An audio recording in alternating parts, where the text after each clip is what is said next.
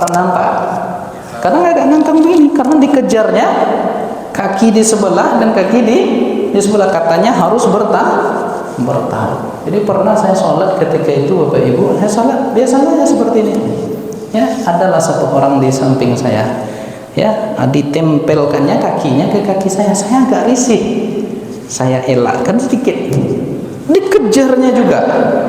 Saya elakkan lagi, udah kayak gini saya berdiri, dikejarnya juga. La ilaha illallah. Ya, kalau enggak sholat mungkinlah saya pijak tuh, kok dia gitu kan. Yang dikejarnya apa ya? Nah, itu kan berangkat dari pemahaman yang tidak utuh tentang fikih salat. Kenapa? Karena dengan mengepalkan tangan itu terkesan berlebihan. Jika hal ini dianggap sebagai pendapat yang paling sahih hanya karena tertulis di dalam kitab sifat salat Nabi. Jadi intinya begini Bapak Ibu, mengepalkan tangan itu hadisnya dhaif. Ya, sekalipun maknanya jika kemungkinan bisa jadi hadis itu sahih, tapi ternyata kan tidak sahih, tak boleh diamalkan yang demikian. Yang maknanya bukan mengepalkan tangan, tetapi maknanya adalah Nabi itu bertumpu kepada lantai dengan tangannya dengan membuka tangannya, bukan dengan mengepal.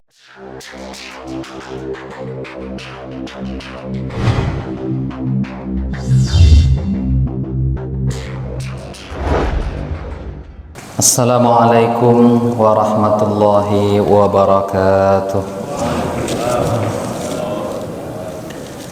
Bismillahirrahmanirrahim. Alhamdulillahi rabbil alamin, hamdal hamidin, hamdal mustaghfirin. Assalatu wassalamu ala ashrafil anbiya'i wal mursalin, Sayyidina wa maulana Muhammadin wa ala alihi wa sahbihi ajma'in. Asyhadu an la ilaha illallah wahdahu la syarika lah, wa asyhadu anna Muhammadan abduhu wa rasuluhu la nabiyya wa la rasula ba'dah. Fallahumma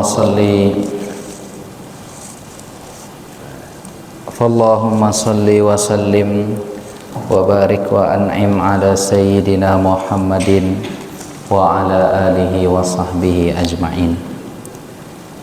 Allahumma la ilma lana illa ma 'allamtana innaka antal alimul hakim. La ilaha illa anta subhanaka inna kunna minadh dhalimin. Allahumma inna asbahna fi ni'matin wa afiyatin wa sitrin fa'atimma alaina ni'mataka wa afiyataka wa sitraka fid dunya wal akhirah. Allahumma amin. Alim ulama, cerdik pandai, tokoh masyarakat, besar tak disebut gelar, kecil tak dihimbau nama, umumnya hadirin hadirat, tamu-tamu Allah, sidang jamaah salat subuh yang dimuliakan oleh Allah Subhanahu wa ta'ala. Kita bersyukur kepada Allah dengan mengucap alhamdulillahi rabbil alamin. Pada pagi yang penuh berkah ini kita diberikan kesempatan oleh Allah untuk bisa bersama-sama hadir dalam salat berjamaah. Kemudian kita hadir di dalam majelis ilmu yang mudah-mudahan semua yang kita lakukan ini memberatkan timbangan kebaikan kita di akhirat kelak. Amin ya rabbal alamin. Salawat dan salam tak lupa pula kita hadiahkan kepada Nabi kita Muhammad sallallahu alaihi wasallam. Allahumma salli wa sallim ala sayyidina Muhammad wa ala alihi wa sahbihi ajmain. Tak ada mic yang lain juga.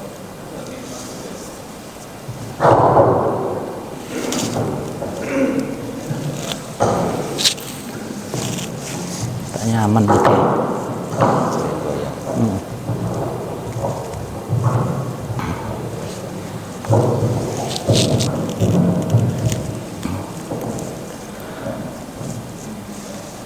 Bapak Ibu hadirin hadirat yang dimuliakan oleh Allah Subhanahu wa taala. Kita lanjutkan kembali kajian fikih bulanan kita dari pembahasan yang kita bahas dari kitab Matan Al-Ghayah wa Takrib. Pada kesempatan yang baik ini kita akan membahas, sebelum kita masuk ke dalam bab salat, ada pembahasan penting tentang persoalan yang berhubung kait dengan masalah salat ini yang perlu kita ketahui dan kita dudukkan hukumnya seperti apa pandangan fikih yang disebutkan oleh para ulama kita. Ada beberapa persoalan Bapak Ibu yang dimuliakan oleh Allah Subhanahu wa taala, yang mudah-mudahan dengan adanya pembahasan ini insya Allah memberikan pencerahan kepada kita. Yang pertama adalah tentang fikih salat, di mana kita melihat atau memperhatikan ada di antara gerakan salat itu yang dilakukan oleh sebahagian dari saudara-saudara kita ketika mereka bangkit dari sujud ke berdiri atau dari tasyahud awal ke berdiri. Ada atau banyak di antara mereka yang mengepalkan tangan. Nah, jadi bangkit dari sujud itu atau bangkit dari tasyahud awal di dalam salat itu mereka mengepalkan tangan. Pernah Bapak Ibu nampak yang seperti ini? Sering, ya. Bukan pernah lagi tapi sering, banyak. Nah, itu yang akan kita bahas.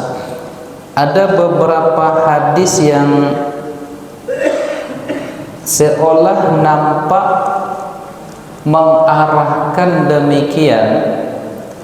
Hadis yang pertama bersumber dari sahabat Nabi Muhammad sallallahu alaihi wasallam yang sekaligus adalah sepupunya, yaitu Abdullah bin Abbas radhiyallahu anhuma. Hadis yang disampaikan oleh Ibnu Abbas ini, anna Rasulullah sallallahu alaihi wasallam, bahwasanya Nabi kita Muhammad sallallahu alaihi wasallam, kana idza qama fi salatih, apabila dia bangkit dari salatnya, maksudnya bangkit berdiri di dalam salatnya, wada'a yadaihi 'alal ardi kama yada'ul ajin, beliau meletakkan tangannya di atas tanah seperti al-ajin. Al-ajin itu di dalam bahasa Arab seperti apa penjelasannya nanti kita akan jelaskan. Nah, Bapak Ibu hadirin hadirat yang dimuliakan oleh Allah, hadis yang kita bacakan tadi itu dikritik sanadnya. Sanad itu adalah mata rantai orang-orang yang meriwayatkan hadis tersebut dari fulan, fulan, fulan sampai kepada Rasulullah sallallahu alaihi wasallam.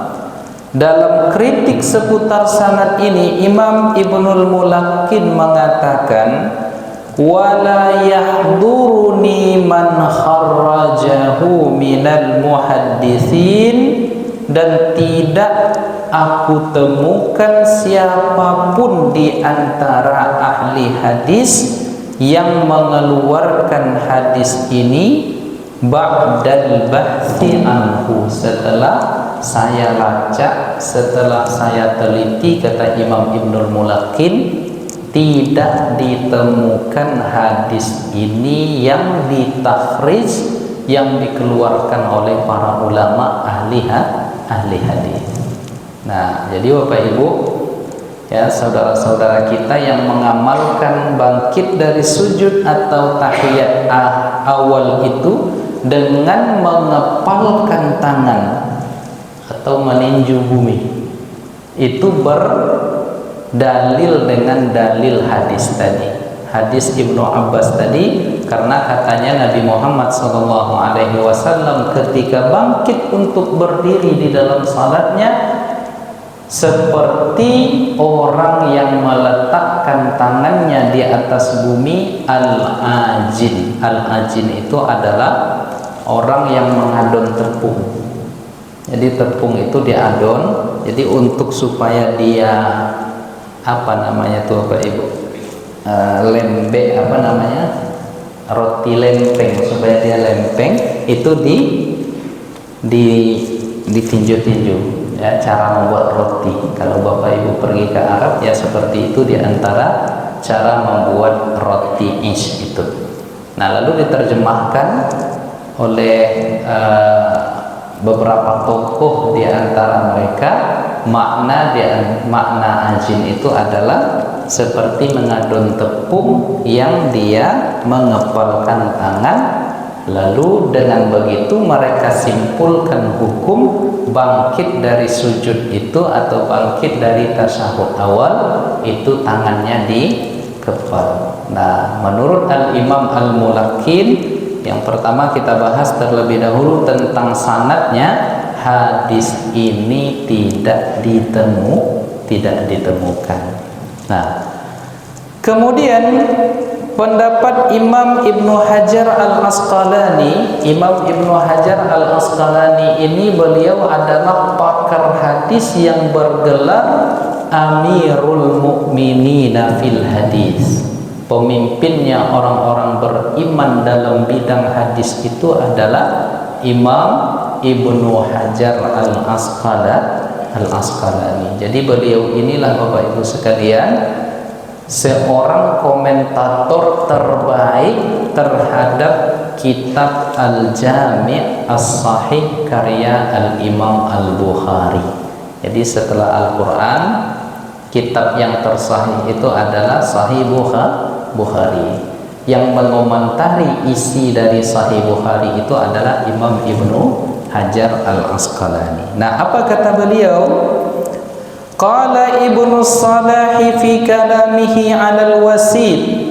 Dikatakan oleh Al-Imam Ibnu Salah dalam komentarnya terhadap kitab Al-Wasid, hadzal hadis la yasihhu wa la yu'rafu wa la yajuzu ay yuhtajja bihi. Hadis yang kita bacakan tadi itu tidak sahih, tidak dikenal, dan tidak diboleh dijadikan dasar beramal. Itu menurut Al-Imam Ibnu Hajar Al-Asqalani. Wa qala An-Nawawi fi Syarhil Muhadzab. Lalu Imam Ibnu Hajar kembali menjelaskan, katanya Imam An-Nawawi di dalam kitabnya Al-Majmu' yang mensyarah kitab Al-Muhadzab karya Al-Imam Abu Ishaq Asy-Syirazi mengatakan hadza haditsun dhaif. Hadis yang menunjukkan bahwa Nabi itu mengepalkan tangannya ketika bangkit berdiri dari sujud dan dari tasyahud awal, itu hadisnya adalah dhaif. Hadisnya lemah, au batilun la aslalahu, atau hadis ini juga batil yang tidak punya sandaran sama sekali.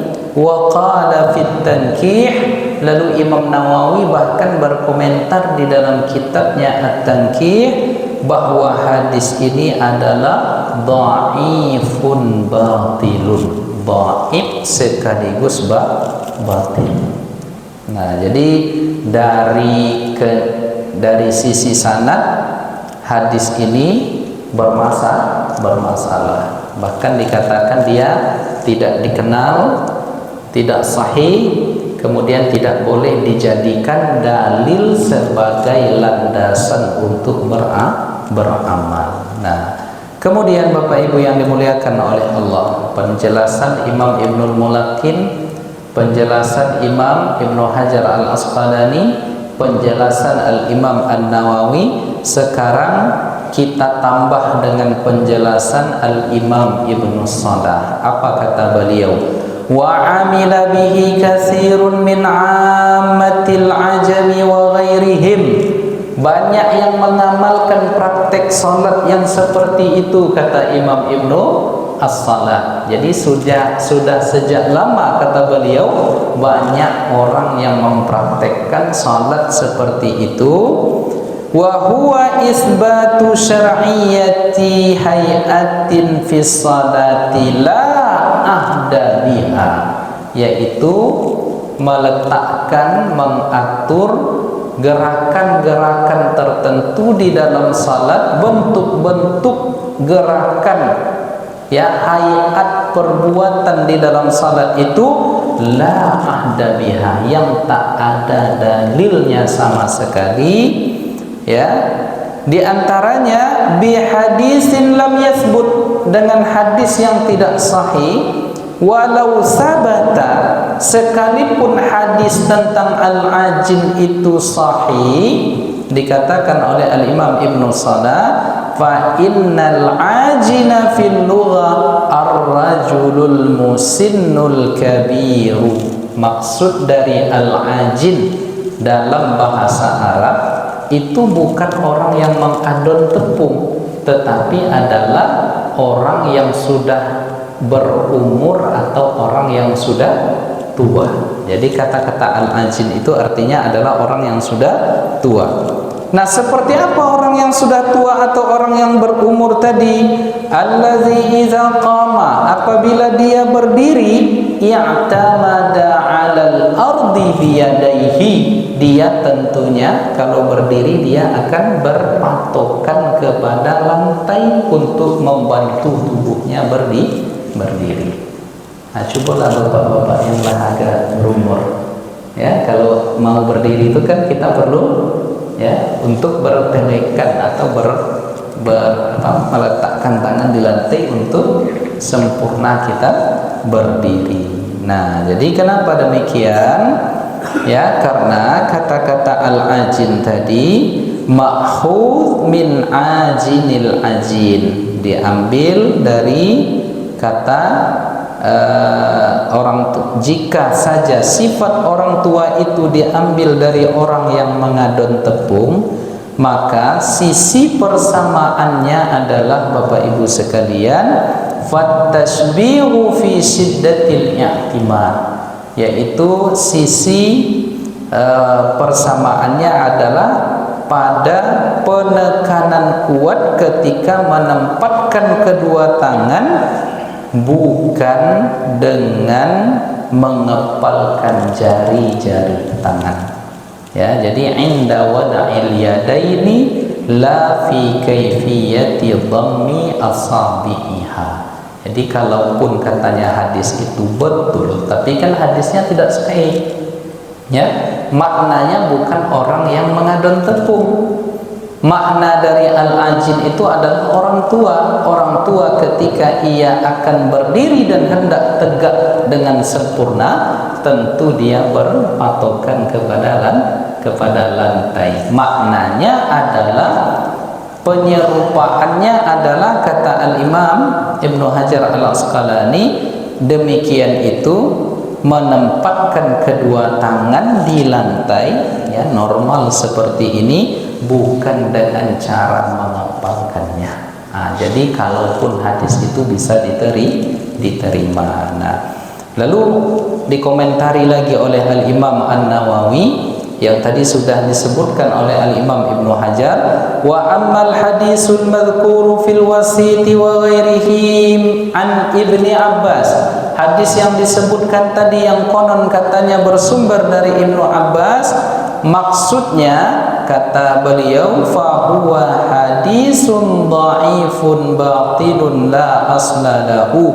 Hadis itu adalah hadis yang dhaif, hadis yang batil, hadis yang tak boleh dijadikan landasan beramal. Walau sahha, kalaupun hadis itu mungkin sahih, kana ma'nahu qa'iman mu'tamidan bi batni yadayhi. Maknanya adalah ketika Nabi hendak berdiri tegak dalam salatnya itu dari sujud dan dari duduk antara dua sujud, maknanya adalah dia bertelekan kepada kedua tangannya, tetapi dengan telapak tangannya, kata Al-Imam An-Nawawi. Kama ya'tamidul ajiz, sebagaimana orang tua yang sudah rentak ketika hendak berdiri dia berpatokan membantu tubuhnya dengan untuk berdiri tadi dengan tangannya. Nah, jadi maknanya seperti itu. Walaisal muradu ajilal ajil. Jadi hadis ini maknanya bukan dengan mengepalkan seperti mana orang yang sedang mengadun tepung. Nah, coba tengok penjelasan para ulama tentang hadis itu, Bapak Ibu yang dimuliakan oleh Allah Subhanahu wa taala. Jadi itu hadis yang pertama. Dari sisi sanad bermasalah, dari sisi pemahaman tidak tepat. Ya, jadi itu hadis yang pertama. Lalu hadis yang kedua diriwayatkan oleh Al-Imam At-Tabrani, haddatsana Ali bin Sa'id Ar-Razi qala, menceritakan kepada kami Ali bin Sa'id Ar-Razi. Ali bin Sa'id Ar-Razi mendapatkan hadis ini dari Abdullah bin Umar bin Aban. Dia berkata, Abdullah bin Umar bin Aban berkata, kami mendapatkan hadis ini dari Yunus bin Bukair, dari Al-Haisam bin Alqamah, dari Qais bin Sa'dabah, dari Azraq bin Qais. Azraq bin Qais berkata, ra'aitu Abdullah ibn Umar wa huwa ya'jinu fi salati ya'tamidu ala yadayhi. Jadi kata Azraq bin Qais, saya melihat Abdullah bin Umar itu ketika salat dia mengepalkan tangannya ketika hendak bangkit berdiri. Faqultu ma haza ya Aba Abdurrahman. Lalu saya bertanya kepada Ibnu Umar tadi, kata Azraq bin Qais, apa gerakan bentuk salat seperti ini wahai Abu Abdurrahman? Lalu Ibnu Umar berkata, ra'aitu Rasulullah sallallahu alaihi wasallam ya'jinu fi shalah. Saya melihat Nabi Muhammad itu dia ya'jin. Ya'jin itu melakukan ajan dalam salatnya, maksudnya adalah bertelekan atau menyandarkan tubuhnya kepada kedua tangannya. Nah, jadi kritik tentang hadis ini di sanadnya adalah lam yarwi hadzal hadis anil Azraq illa al-Haytham tafarrada bihi Yunus ibn Bukair. Jadi tak ada yang meriwayatkan hadis ini dari Azraq kecuali hanya Al-Haytham. Ya, artinya terjadi tafarrud di sana. Jadi dalam kajian hadis hanya satu orang yang meriwayatkan yang begitu. Artinya dia sendiri yang meriwayatkan, yaitu Yunus bin Bukair saja yang meriwayatkan demikian. Nah, lalu seperti apa Yunus bin Bukair tadi? Menurut Imam Ibnu Hajar Al-Asqalani, laisa huwa indi hujjah. Ya, menukil dari Imam Abu Dawud. Jadi kata Imam Abu Dawud, di Yunus bin Bukair tadi tidak bisa dipercaya. Ya, jadi statusnya tidak bisa dipercaya. Dan kemudian Al-Imam An-Nasa'i mengatakan laisa bil qawi. Ya, dia ini tidak kuat hafalannya, tidak otentik. Ya, maka di tempat lain dikatakan oleh Imam An-Nasa'i, Yunus bin Bukair yang menjadi salah satu sanad orang yang ada di jalur riwayat hadis Tabrani tadi, dikatakan oleh Imam An-Nasa'i dia ini dhaif. Dhaif itu lemah, tidak bisa dijadikan dasar informasi hadisnya itu sebagai landasan untuk beramal. Dan banyak di sini diuraikan siapa Yunus bin Bukhair ini, yang pada kesimpulan para ulama ahli hadis bahwa beliau ini tidak bisa dijadikan standar dalam periwayatan. Artinya jika ada orang yang seperti ini dalam mata rantai sanad hadis, maka hadis tersebut dikategorikan hadis yang dhaif. Nah, Bapak Ibu hadirin hadirat yang dimuliakan oleh Allah Subhanahu wa taala. Jadi kesimpulannya seperti apa? Disimpulkan oleh Al-Imam Al-Khatib Asy-Syirbini ya di dalam kitab Mughnil Muhtaj. Apa kata beliau? Wa yusannu ayya'tamida fi qiyamihi minas sujudi wal qu'ud ala yadayhi. Maka disunnahkan kita dalam salat itu ketika hendak berdiri tegak dari sujud atau dari tasyahud awal, disunnahkan kita untuk berpatokan kepada telapak tangan kita, ya, bukan dengan mengepalkan tangan. Kenapa demikian? Li'annahu asbahu bitawadhu. Karena kondisi bentuk kita yang seperti itu di dalam salat tersebut, kata Imam Asy-Syirbini, itu lebih menyerupai kondisi tawadhu kita di hadapan Allah Subhanahu wa taala. Wa a'wanu lil musalli, dan posisi yang demikian itu mempermudah, menolong orang yang salat untuk mempermudah dia tegak berdiri. Ya, wali subutihi fi sahihi an fi'lihi sallallahu alaihi wasallam, dan bentuk gerakan salat seperti itu sabit datang dari Rasulullah, dari riwayat-riwayat yang ada dari perbuatan Rasulullah sallallahu alaihi wasallam. Dan dijelaskan oleh Al-Imam Al-Khatib Asy-Syirbini, wa kaifiyatul i'timad, cara bertelekan ke lantai saat hendak berdiri itu adalah ayyaj'ala batna rahatihi wa butuna asabihi 'alal ardi. Dia jadikan telapak tangan dan jari jemarinya itu diletakkan di atas lantai. Jadi bukan dengan mengepalkan tangan, ya. Disebutkan bibutuni asabihi 'alal ardi wa sawa'un fihil qawiyyu wal dhaif. Sama ada orang yang salat tadi masih muda, masih kuat, atau orang yang salat tadi sudah tua. Jadi kita praktekkan Bapak Ibu. Jadi kan dalam salat itu kita sujud, ya, kita sujud. Nah, lebih cocok di sini kayaknya, ya. Jadi kita sujud, ya. Bangkit dari sujud itu disunnahkan kita, ya. Misalnya kita sujud seperti ini, lalu bangkit dari sujud itu kita bertelekan ke lantai seperti ini, lalu bangkit.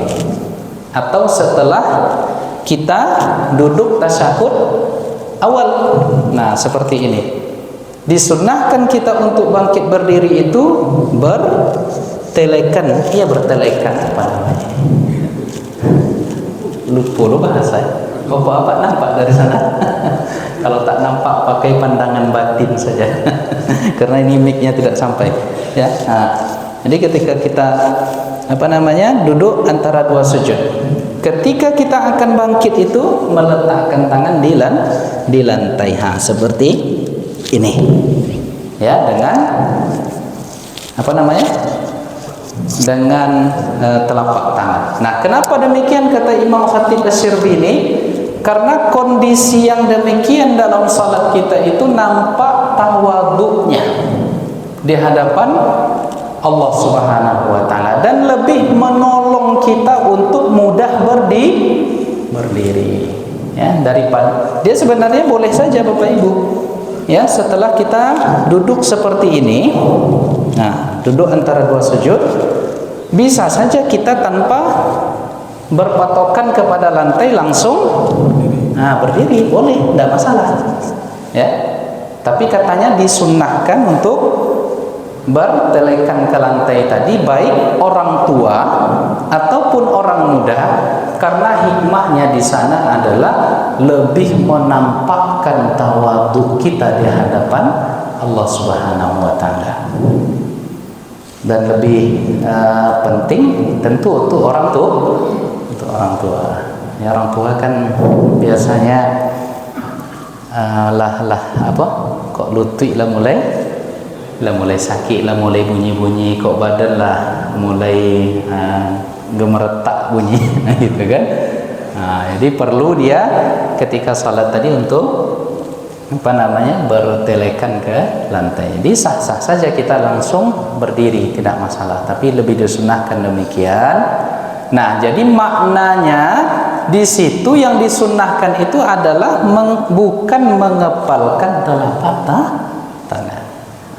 Jadi bukan mengepalkan telapak tangan. Nah, Bapak Ibu hadirat yang dimuliakan oleh Allah Subhanahu wa taala, maka di dalam kajian fikih mazhab Syafi'i disunnahkan saat hendak bangun dari sujud atau dari tasyahud awal agar menumpukan tangan ke lantai lalu berdiri seperti yang kita contohkan tadi, tanpa mengepal, ya, tidak perlu mengepal seperti kita meninju bumi itu.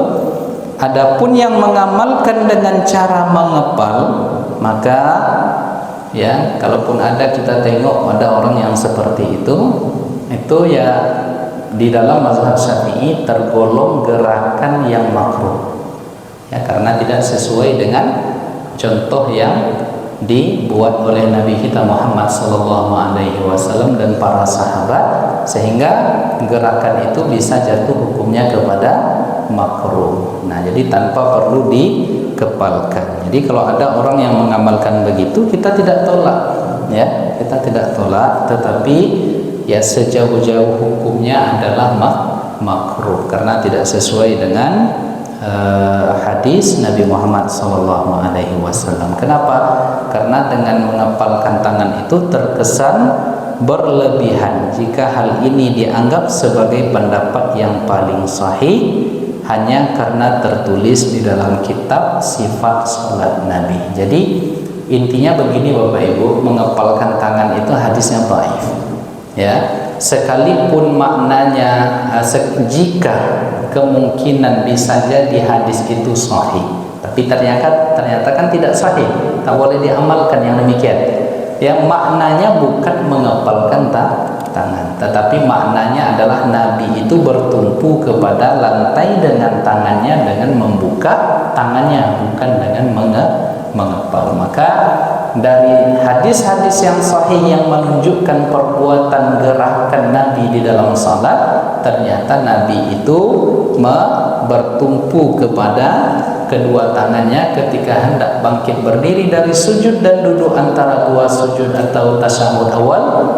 Nah, kenapa? Karena faktor usianya pada waktu itu yang dia perlu bertumpu kepada lantai pada saat itu. Maka karena posisi ini adalah posisi di mana kita tawadhu, merasa rendah diri di hadapan Allah, maka dalam mazhab Syafi'i tetap disunnahkan bagi yang tua ataupun yang muda, tak masalah, jadi untuk membuat gerakan salat seperti itu. Tapi kalau langsung berdiri seperti yang kita contohkan tadi juga tak masalah. Jadi mengepalkan tangan ini pengertiannya tidak seperti itu, lagi pula hadisnya tidak sahih. Lalu muncul pertanyaan, dari mana sumber, ya, dalil orang-orang yang salatnya tadi mengepalkan tangan? Ya, sumber dalilnya mereka dapatkan dari hadis yang dituangkan oleh Syekh Nasiruddin Al-Albani di dalam kitab Kaifiyatu As-Salah. Padahal seluruh imam mazhab menganggap hadis itu dhaif dan hadis itu ternyata oleh Syekh Albani dianggap sahih. Di sinilah kontradiktifnya Pak Ibu. Jadi seluruh ulama mazhab baik Hanafi, Maliki, Syafi'i, Hambali mengatakan hadis ini dhaif. Ya, seperti yang kita sebutkan tadi, Imam Ibnu Hajar, Imam Ibnul Mulakin, An-Nasai, ya, Abu Dawud, kemudian Imam An-Nawawi, dan banyak imam-imam yang kita sebutkan tadi, Ibnu Hajar Al-Asqalani, rata-rata mereka mengatakan hadis ini adalah hadis dhaif. Lalu datang Syekh Albani mengatakan hadis ini sahih. Jadi satu orang berhadapan dengan ribuan atau ratusan atau mungkin ya seluruh ulama mazhab.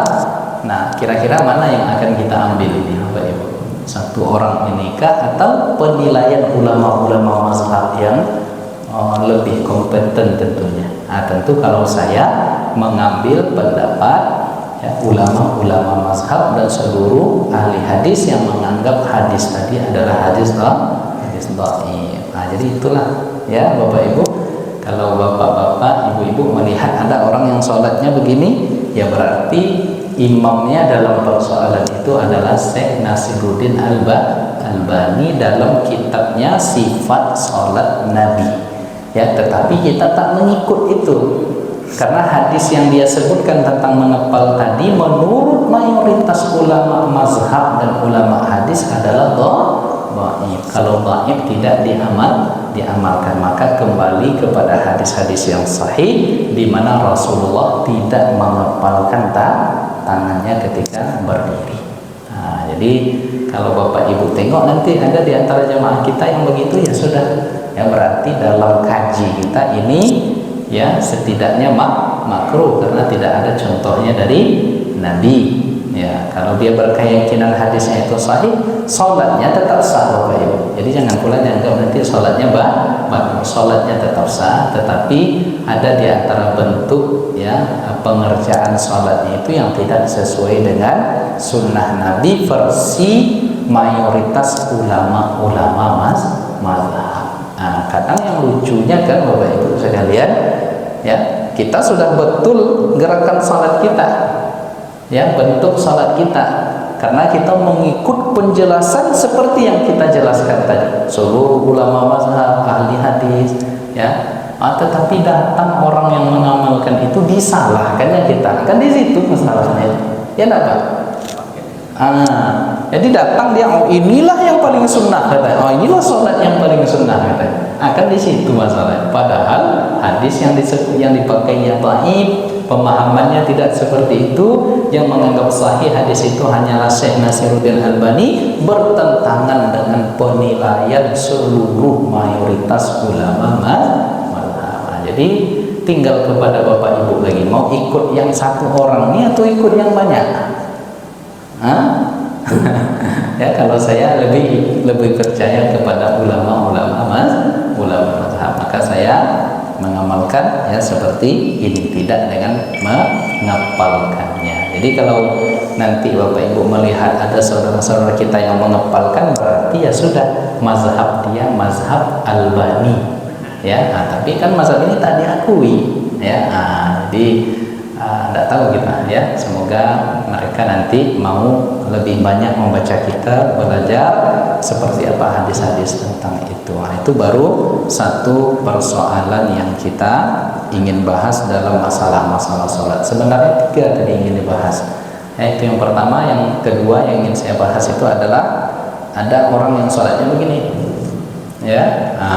Kalau kita pelajari selama ini seperti ini, ya, setentang bahu, sejajar telinga. Ada orang yang datang sholat pada hari ini, begini, ya. Setelah begini langsung pula diletakkan di dada.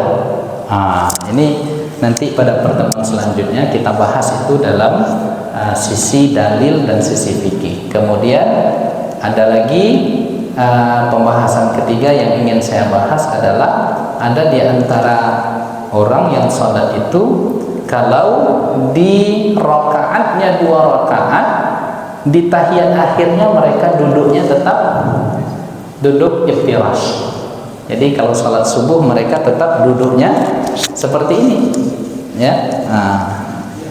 Ya, kalau sholat yang 2 rakaat di tahiyat akhir mereka duduk tetap seperti ini. Sedangkan selama ini yang kita pelajari di rakaat terakhir itu duduknya adalah duduk tawarruk. Nah, ini mengapa bisa terjadi demikian? Nanti pada pertemuan-pertemuan selanjutnya akan kita bahas seperti apa dalil-dalil itu. Kenapa? Karena pada hari ini Bapak Ibu banyak orang datang dengan kaji-kaji dan tanda kutip baru seperti itu. Kita sudah mengamalkan seperti ini, datang mereka dengan gerakan kaji-kaji baru seperti itu sehingga heboh di tengah masyarakat. Ya, padahal sholat kita sudah betul gerakannya, bentuknya pun sudah betul. Datang sekelompok orang yang menyalahkan kita. Dia mengatakan inilah yang paling sunnah. Padahal kita selama ini mengamalkan begitu kan? Nah, kalau seterusnya begitu terus dikatakan ke kita, kalau tak ada ilmu nanti akhirnya kita mangguk-angguk juga. Ya, iya pula ya katanya. Nah, maka kita kokohkan lagi dalam pandangan ulama-ulama kita yang mu'tabar. Jadi apakah mengangkat tangan itu di depan dada lalu diletakkan di atas dada? Kan ada tuh Bang.